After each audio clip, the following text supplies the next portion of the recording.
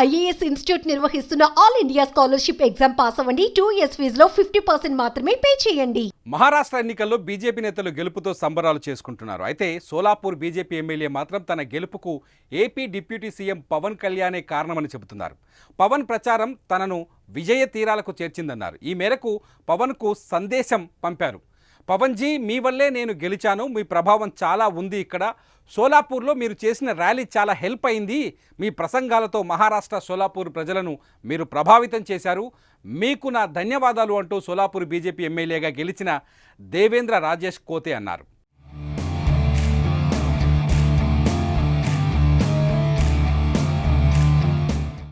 AP deputy CM Pawan Kalyan మహారాష్ట్రలో November 16న ఎన్నికల ప్రచారంలో పాల్గొన్నట్టు తెలిసిందే. ఎన్డీఏ అసెంబ్లీ అభ్యర్థుల తరఫున సభలు, రోడ్ షోలకు పవన్ హాజరయ్యారు. డెగ్లూర్, నాందేడ్ వంటి ప్రాంతాల్లో పవన్ సభలకు విశేష స్పందన లభించింది. ముఖ్యంగా షోలాపూర్ నగరంలో పవన్ రోడ్ షోకు మహారాష్ట్ర ప్రజలు తండోపతండాలుగా తరలివచ్చారు.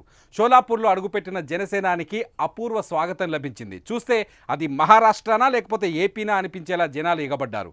డీజే పాటలు, బ్యాండ్ కోలాహలం నడుమ అట్టహాసంగా పవన్ రోడ్ షో సాగింది. రోడ్డు పక్కన ఇళ్లలోని వారు కూడా పవన్పై పూలు జల్లుతూ స్వాగతం పలికారు. పవన్ అందరికీ అభివాదం చేస్తూ ఉత్సాహంగా ముందుకు సాగారు.